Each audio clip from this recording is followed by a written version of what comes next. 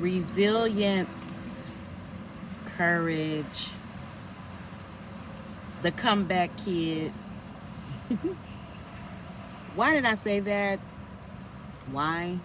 Because in my 20s, I had some amazing, amazing women, now women, but young adults and teenagers who were all older than me. Well, actually, some of them were adults, had become young adults at that time, between the ages of 16 to 21-ish.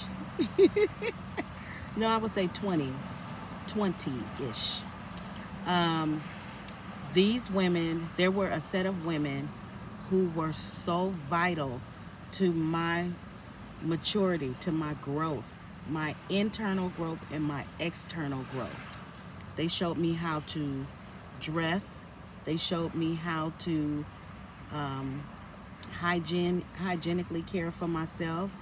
They showed me how to conversate and communicate with the opposite sex with class and poise, to not be a hoe, to not be tacky.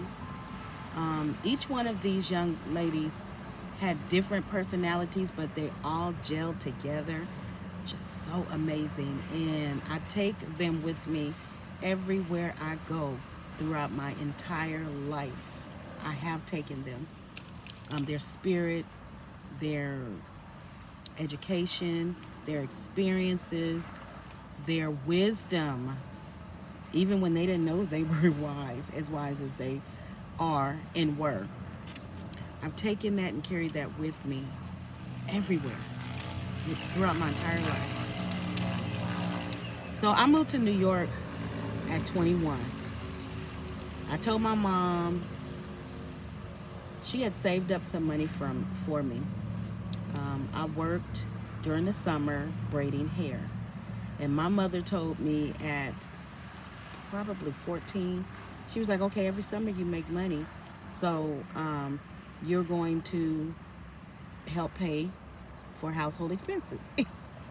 I'm like, huh?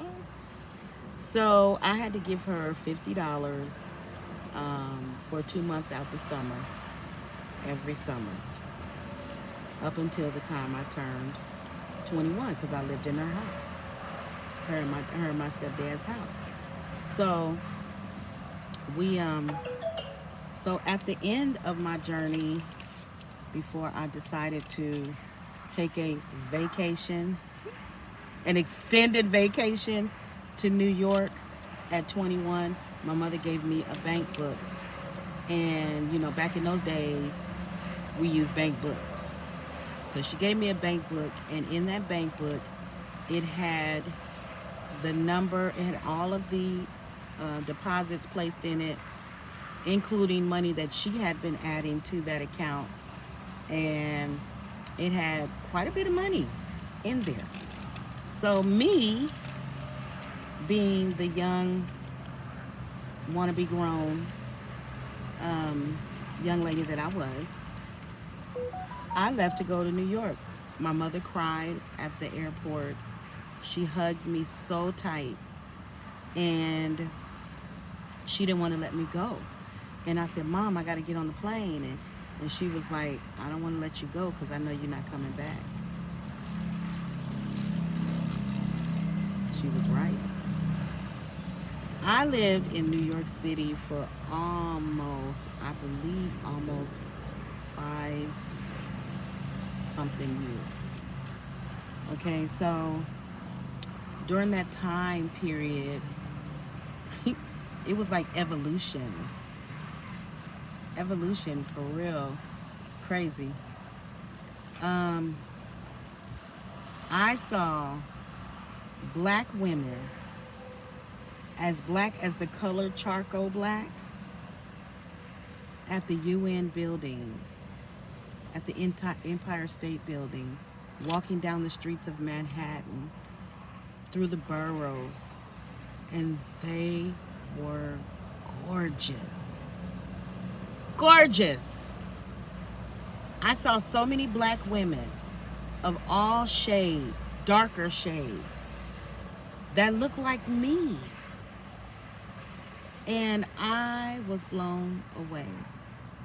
Blown away. And that's where my life began, with self-reflection. Wow.